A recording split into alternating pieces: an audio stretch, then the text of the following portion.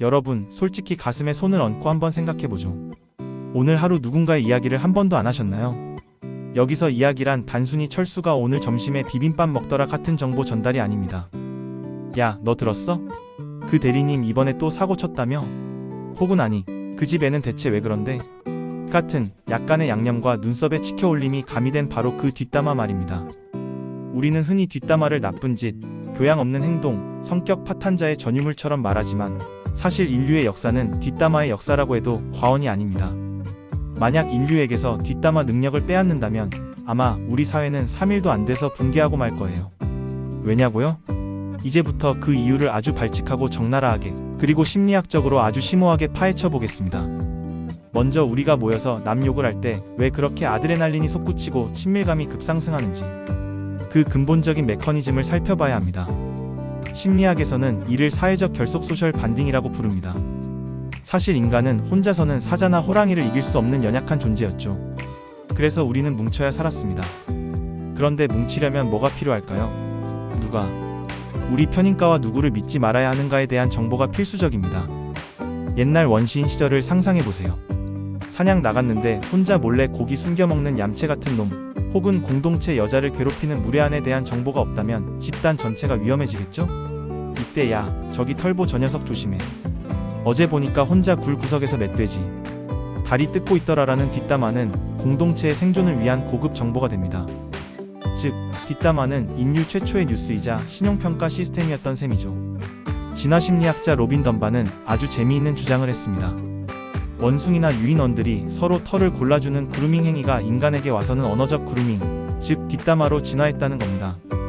원숭이들은 하루에 상당 시간을 서로 털을 골라주며 친해지지만 인간은 집단이 너무 커져서 일일이 털을 골라줄 시간이 없었죠. 그래서 말로 하기 시작한 겁니다. 너랑 나랑은 같은 정보를 공유하는 사이야 라는 신호를 보내는 것이죠. 우리가 누군가를 욕할 때 목소리를 낮추고 몸을 밀착시키는 그 자세 기억하시나요? 그건 본능적으로 지금부터 내가 하는 말은 우리 팀만 아는 비밀이야 라는 소속감을 확인하는 의식입니다. 공유하는 비밀이 클수록 혹은 그 대상이 강력한 존재일수록 우리 사이의 결속력은 콘크리트처럼 단단해집니다. 상사를 욕하는 부하 직원들이 왜 그렇게 끈끈한지 이제 이해가 가시나요? 공통의 적은 10년지기 친구보다 더 강력한 결속을 만들어냅니다. 그런데 뒷담화가 단순히 정보 전달이라면 왜 그렇게 재미가 있는 걸까요? 여기엔 우리 뇌의 보상 시스템이 작동합니다. 우리가 남의 은밀한 사생활이나 실수 혹은 단점을 입에 올릴 때 우리 뇌에서는 도파민이 분출됩니다. 특히 그 대상이 평소 잘 나가던 사람이라면 효과는 배가 됩니다. 심리학 용어로 샤덴프로이데 세딘프로이드라고 하죠. 타인의 불행을 보며 느끼는 묘한 쾌감 말입니다. 어머, 그 완벽해 보이던 김 팀장도 집에서는 저런 고민이 있었대? 라는 말을 들을 때 우리는 무의식적으로 안도감을 느낍니다. 아, 나만 엉망진창으로 사는 게 아니구나. 저렇게 잘난 사람도 나랑 별반 다를 게 없네라는 비교 우위에서 오는 자존감 상승 효과입니다. 좀 치사해 보인다고요? 맞습니다. 하지만 이건 인간의 아주 원초적인 방어 기제 중 하나예요. 타인의 흠을 잡음으로써 나의 부족함을 가리고 심리적 위안을 얻는 것이죠. 또한 뒷담화는 우리 사회의 도덕적 잣대를 확인하는 과정이기도 합니다. 친구들과 모여서 바람피운 누군가를 욕한다고 가정해봅시다. 어떻게 그럴 수가 있어? 정말 사람도 아니야? 라고 분노 섞인 뒷담화를 나눌 때 그 대화의 밑바닥에는 이런 메시지가 깔려 있습니다. 우리는 그런 짓을 하지 않는 도덕적인 사람들이야. 그렇지? 라는 합의 말입니다. 즉, 나쁜 놈을 함께 욕하면서 우리는 서로의 가치관과 도덕적 기준을 확인하고 그 기준에서 벗어나지 않는 우리라는 집단의 경계선을 긋는 겁니다. 만약 누군가가 그 뒷담화에 동조하지 않고 그럴 수도 있지 뭐라고 한다면 그때부터 그 사람은 우리의 경계선 밖으로 밀려나게 됩니다. 뒷담화는 이처럼 집단의 규범을 강화하고 이탈자를 감시하는 아주 효율적인 도구가 됩니다. 물론 뒷담화의 부작용도 만만치 않습니다. 아마 여러분도 이런 경험 있으실 거예요. 신나게 누군가의 흉을 보고 집에 돌아오는 길에 문득 드는 그 찝찝한 기분. 내가 너무 심했나? 혹은 나중에 저 사람이 알게 되면 어떡하지? 그리고 결정적으로 이런 의문이 듭니다. 나랑 같이 저 사람 욕하던데 혹시 내가 없을 때는 내 욕을 하지 않을까? 이게 바로 뒷담화의 역설입니다. 뒷담화로 맺어진 우정은 아주 빠르고 강렬하게 타오르지만 그만큼 불신이라는 씨앗을 품고 있습니다. 비밀을 공유한다는 건 약점을 잡히는 것과 같기 때문이죠.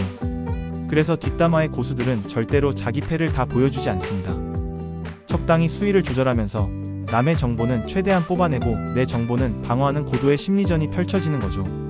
하지만 여기서 중요한 점은 뒷담화를 전혀 안 하는 사람도 사회생활에서 환영받기 힘들다는 사실입니다. 여러분 주변에 정말 단 한 번도 남의 이야기를 안 하고 난 잘 모르겠어, 그 사람도 사정이 있겠지라고만 말하는 선비 같은 사람이 있다고 칩시다. 그 사람이랑 친해지기가 쉽던가요? 아마 아닐 겁니다. 왜냐하면 우리는 그런 사람을 보며 이 사람은 자기 속마음을 절대 안 보여주는구나 혹은 나를 믿지 않는구나라고 느끼기 때문입니다. 적당한 뒷담화는 나는 너를 이만큼 믿어, 그래서 이런 위험한 이야기도 너한테만 하는 거야 라는 신뢰의 증표가 되기도 합니다. 심리학자들은 이를 자기 노출 셀프 마이너스 디스클로저의 변형된 형태라고 봅니다. 내 안의 어두운 생각을 공유함으로써 상대방과 정서적 거리를 좁히는 전략이죠. 재미있는 건 뒷담화에도 일종의 에티켓과 문법이 있다는 겁니다. 무턱대고 아무나 욕한다고 친해지는 게 아닙니다. 첫째, 대상이 명확해야 합니다. 우리 모두가 아는 사람이어야 하죠. 둘째, 내용이 너무 잔인하거나 폐륜적이면 역효과가 납니다. 그 대리님 진짜 일 못하더라 정도는 공감을 얻지만 그 사람 집안 망했다더라 식의 비극은 대화 분위기를 싸하게 만듭니다. 셋째, 가장 중요한 건데 우리가 그 사람보다 도덕적으로나 능력 면에서 우위에 있다는 느낌을 공유해야 합니다. 우리는 저렇게 무책임하지 않잖아라는 자부심이 섞여야 뒷담화는 비로소 완벽한 유흥이 됩니다. 자, 그럼 우리는 왜 모이기만 하면 남 욕을 할 때 제일 친해지는가에 대한 답이 대충 나옵니다. 그것은 뒷담화가 주는 즉각적인 소속감, 비밀 공유를 통한 신뢰 확인, 타인과의 비교를 통한 자존감 회복, 그리고 사회적 규범의 재확인이라는 4가지 선물이 한꺼번에 쏟아지기 때문입니다. 마치 마법의 칵테일 같죠. 한 모금 마시면 세상에서 우리가 제일 친한 것 같고 우리가 제일 정의로운 것 같은 기분에 취하게 만듭니다. 게다가 돈 한 푼 안 드는 가장 저렴하고 짜릿한 엔터테인먼트 아닙니까? 넷플릭스 영화보다 내 옆자리 동료의 연애 스캔들이 훨씬 더 흥미진진한 법이니까요. 하지만 여기서 끝내면 너무 냉소적이죠. 심리학자들은 뒷담화의 긍정적 기능에도 주목합니다. 조직 내에서 뒷담화는 일종의 환풍기 역할을 합니다. 꽉 막힌 조직 문화나 불합리한 상사 밑에서 억눌린 스트레스를 뒷담화라는 배출구를 통해 뿜어내는 것이죠. 만약 뒷담화마저 금지된 회사라면 아마 퇴사율이 폭발하거나 다들 화병으로 쓰러질 겁니다. 야, 그 부장님 오늘 진짜 너무하지 않냐?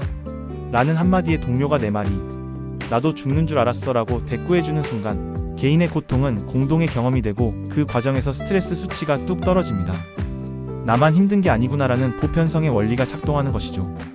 그래서 때로는 뒷담화가 팀워크를 다지는 가장 효율적인 워크숍보다 나을 때가 있습니다. 물론 이 모든 이야기는 적당할 때만 해당됩니다. 뒷담화가 습관이 되어 모든 대화가 비난으로 점철된다면 결국 그 화살은 자신에게 돌아오게 되어 있습니다. 남을 깎아내려야만 내가 올라갈 수 있다는 생각은 결국 스스로가 얼마나 자존감이 낮은지를 증명하는 꼴이니까요. 진짜 고수들은 뒷담화를 하더라도 유머를 잃지 않습니다. 누군가를 비난하기보다는 그 상황의 황당함을 풍자하고 결국에는 우리라도 정신 차리고 잘 살자라는 긍정적인 결론으로 유도하죠. 이것이 바로 건강한 뒷담화의 기술입니다. 여러분, 이제 누군가와 모여 뒷담화를 나누게 될 때 너무 죄책감 갖지 마세요. 아, 지금 우리가 인류조상님들이 물려주신 사회적 그루밍을 충실히 수행하고 있구나, 우리의 도파민이 활발하게 돌고 있구나라고 편하게 생각하십시오. 다만 그 대화의 끝에 서로에 대한 따뜻한 눈빛 한번, 그리고 그래도 너랑 이야기하니까 속이 다 시원하다라는 진심 어린 말 한마디를 얹어보세요. 그러면 그건 단순한 남욕이 아니라 여러분의 관계를 더욱 단단하게 만드는 진정한 심리적 연대가 될 테니까요. 사실 뒷담화의 가장 큰 반전은 뭔지 아십니까? 우리가 지금 이토록 열정적으로 뒷담화의 심리학을 논하고 있는 이 순간에도 누군가는 다른 곳에서 우리 이야기를 하고 있을 거라는 사실입니다. 야, 걔네는 모여서 뒷담화가 왜 재밌는지 분석하고 있더라? 진짜 웃기지 않냐? 라고 말이죠. 뭐 어떻습니까? 그것 또한 우리가 살아있다는 증거이고 누군가에게는 우리가 흥미로운 콘텐츠가 되어주고 있다는 뜻 아니겠습니까? 인간은 결국 타인의 시선과 입술 사이에서 자신의 존재를 확인하는 존재니까요. 자, 이제 대화를 마무리하며 여러분께 제안 하나 하겠습니다.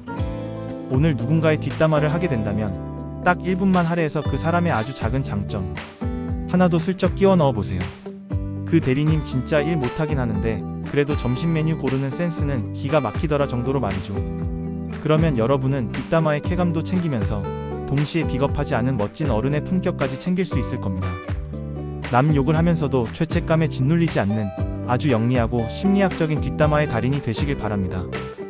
결국 인생은 짧고 뒷담화할 소재는 무궁무진하며 우리 곁에 내 욕을 들어줄 진정한 친구 한 명만 있다면 그럭저럭 살만한 세상이니까요. 마지막으로 뒷담화에 대처하는 우리의 자세에 대해 한 말씀 더 덧붙이자면 내 귀에 들어온 뒷담화 때문에 너무 상처받지도 마세요. 누군가 내 욕을 한다는 건 내가 그만큼 영향력 있는 사람이라는 뜻이고 그 사람의 인생에서 내가 꽤 큰 비중을 차지하는 주인공이라는 증거입니다. 사자나 호랑이는 토끼의 뒷담화에 신경 쓰지 않습니다. 여러분을 욕하는 사람들은 사실 여러분을 질투하거나 여러분의 삶이 부러워서 자기들끼리 털을 골라주고 있는 불쌍한 원숭이들이라고 생각하고 쿨하게 넘기세요. 그게 바로 진정한 멘탈 승리이자 심리학적 평온을 유지하는 비결입니다. 뒷담화는 구름과 같아서 잠시 머물다 가지만 여러분의 단단한 자아는 그 자리에 그대로 남아있어야 하니까요. 자, 이제 충분히 들으셨으니 옆 사람과 눈을 맞추고 슬며시 물어보세요. 그래서 아까 하려던 그 이야기가 뭔데? 얼른 해봐.